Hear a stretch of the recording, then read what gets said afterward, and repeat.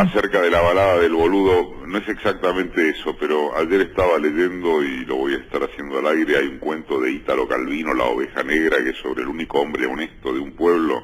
Ay, qué lindo. Donde todos roban. Lo quiero recomendar porque ayer lo leí y es un placer de lectura muy interesante. Bueno, ¿cómo andan? Bien, aquí tratando de sobrevivir, intentando que la lluvia nos ordene un poco. Está medio despelotado el clima, para ser coherente con todo, es todo un gran despelote. Sí, cuando hay estos grandes despelotes conviene remarcar algunos aspectos de aquello que uno en sentido generalista, este medio, por ejemplo, ha venido remarcando, porque cuando están las cosas despelotadas se pierden de vista los ejes, ¿no? Me meto en un terreno que es mucho más, por ejemplo, de Martín que mío, que es el tema de Ecuador. Vamos a hablar de eso en un ratito, ¿eh? Claro, pero yo me quiero referir, no voy a meterme en la Métase. No, está bien, es un prurito, pero estás vos, en la radio tenemos gente como Serrano Mancilla, que hoy además escribe una muy buena nota en página, las obviedades de en qué termina un acuerdo con el Fondo Monetario Internacional. No, pero me refiero, ¿sabes a qué? A la cantidad de colegas que has descubierto la crisis en Ecuador de la noche a la mañana, incluso con enviados especiales, y con una notable diferenciación respecto de lo que es, por ejemplo, la actitud del gobierno de Lenín Moreno y lo que se considera la dictadura ya asentada de Venezuela. Pero hasta el martes, yo diría, Martín, no había una línea en los medios argentinos sobre la crisis de Ecuador.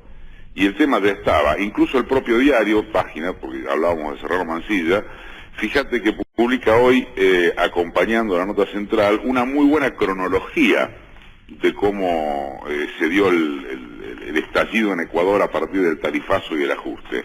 Pero el tema no existió para los medios argentinos. Esto es lo que quería resaltar. Y es un tema grandecito. Además, hay una característica histórica reciente en Ecuador.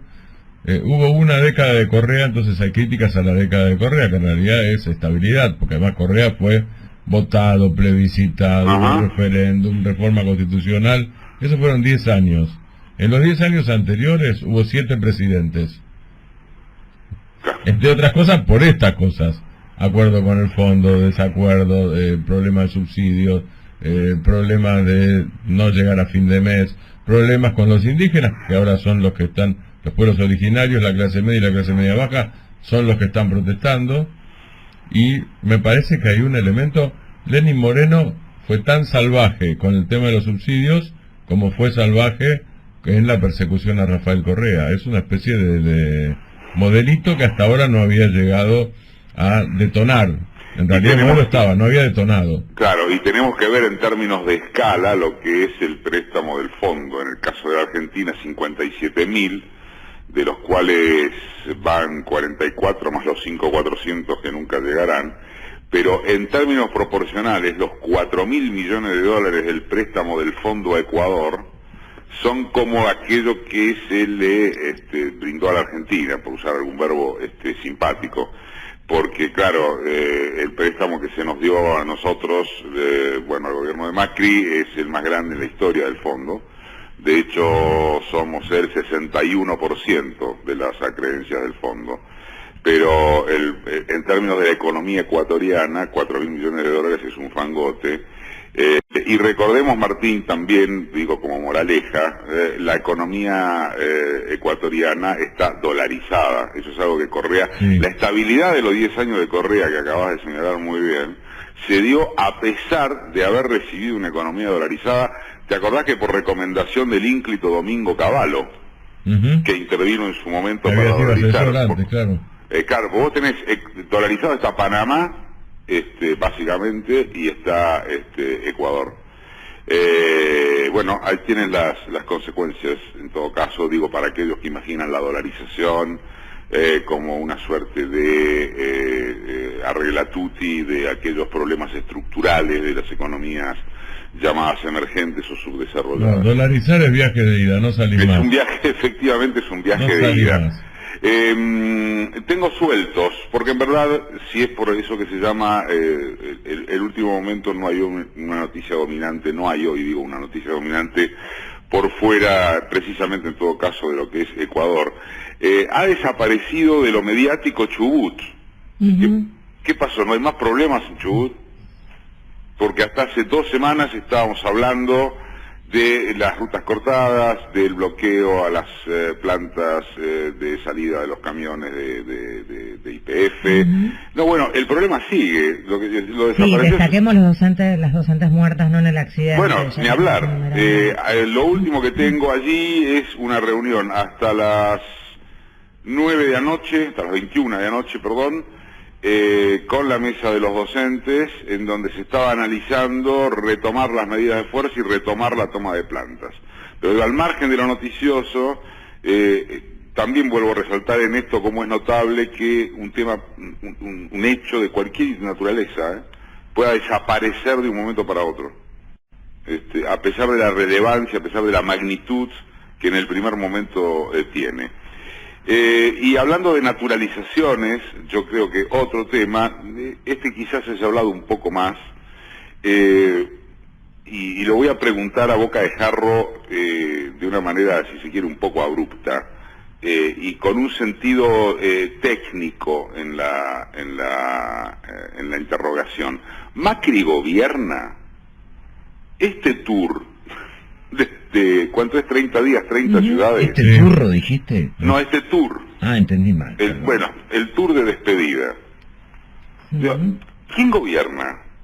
De Michetti yo no conozco nada. ¿Ustedes? Nada. Por eso. No, Macri no pidió licencia. No pidió licencia. No, y además hay mucha polémica con el uso del tango, en fin, de determinadas cuestiones que le otorgan ventaja por sobre otros candidatos y que están siendo cuestionadas por los medios que pueden cuestionarlo, ¿no? Hay denuncias penales ya con eso. ¿Hay denuncias penales? Sí. Bueno, yo la verdad no las conozco y lo pregunto, por supuesto que no con inocencia. A ver, a mí, quiero ser absolutamente franco, no se me cae un anillo, a mí, con que el presidente sea presidente y a la vez esté en campaña y el uso de algún avión. La verdad no se me cae un anillo, sucede en todos lados.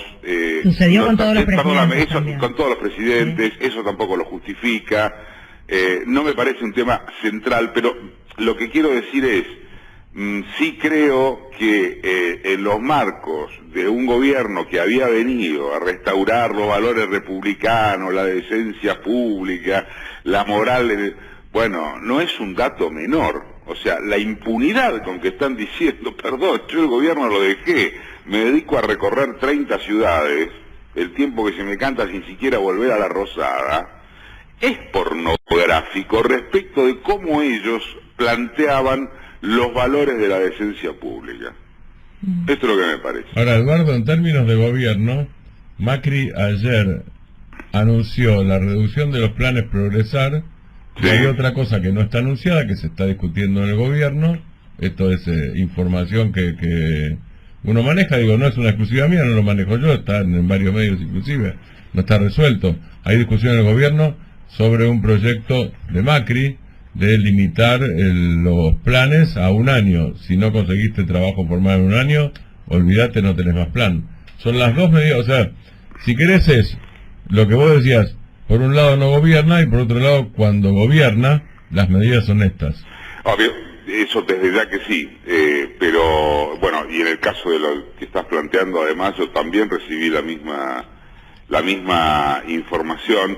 Pasa que con respecto a aquello que va planteando a medida que sigue su tour de despedida, la atención es muy poca en torno, no ya de lo que dice, sino de lo que promete o de los proyectos al respecto, porque se trata de gobiernos de salida, y si encima lo empalmás con el conjunto de informaciones de los últimos 7 días, ponele, encima lo que hace le sale mal en términos judiciales, ¿no? Está el caso del IVA y del impuesto a la ganancia que le bochó la Corte, y encima ayer en la declaración de inconstitucionalidad del recorte a las indemnizaciones. Y acerca de esto quería decir lo siguiente como última cosa de mi parte.